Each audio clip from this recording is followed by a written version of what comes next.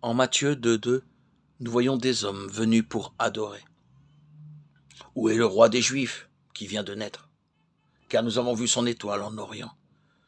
Et nous sommes venus pour l'adorer. Ces hommes sages avaient vu cette étoile insolite en Orient. Et ils avaient commencé leur long voyage. Cela leur prit peut-être 2 ans. Ils étaient prêts à payer le prix. Bien qu'ils n'aient pas eu d'expérience préalable du Seigneur Jésus-Christ. Lorsqu'ils furent arrivés à la maison, ils virent le jeune enfant et sa mère Marie. Ils se prosternèrent et l'adorèrent.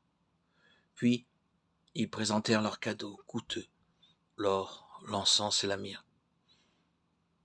En parcourant une telle distance, ils reconnaissaient sa valeur. Lorsqu'ils le trouvèrent, ils l'adorèrent. En apportant ces précieux trésors, ils reconnaissaient d'une manière symbolique que l'enfant que nous sommes venus adorer est Dieu. L'enfant que nous sommes venus adorer est venu pour souffrir pour nous. L'enfant que nous sommes venus adorer va nous sauver, et notre grand prêtre.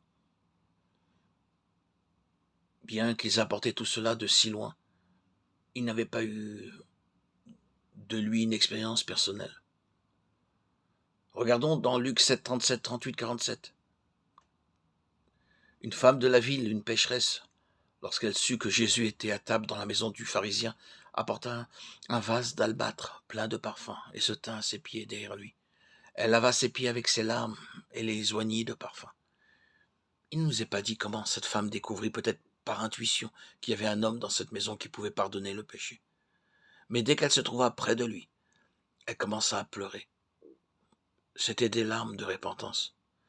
Sa présence l'a rendue consciente de sa condition de pécheresse. Sa seule présence est suffisante pour briser nos cœurs.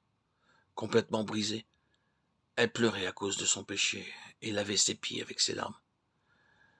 Ce qu'elle ne pouvait pas exprimer par des mots. Elle le disait par le simple fait d'embrasser ses pieds.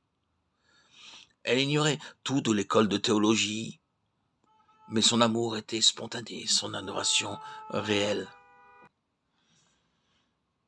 Quelle différence avec l'homme qui l'invita au festin. Sans doute avait-il dépensé beaucoup d'argent pour le banquet, mais il ne sut jamais qui il était. Bien plus, il se dit en lui-même, si cet homme était prophète, il saurait quel genre de femme c'est. Mais cette femme eut une révélation intérieure, et elle l'adora. Dans Jean 12, 1 à 3, nous trouvons une autre femme qui adore le Seigneur. Et cette femme, c'est Marie. Elle avait connu le Seigneur dans la puissance de sa résurrection. Elle avait vu son frère, Lazare, mort dans le tombeau. Mais elle l'avait vu aussi revenir à la vie au commandement du Seigneur.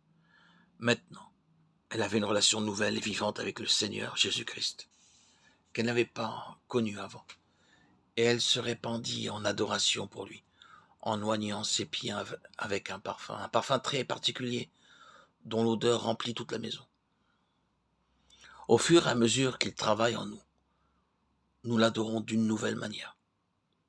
Jésus se révèle peu à peu en nous, tel un parfum qui s'infuse en nos cœurs. Par son esprit, le Seigneur Dieu transforme nos vies, et nous l'aimons, nous l'adorons. La transformation est radicale,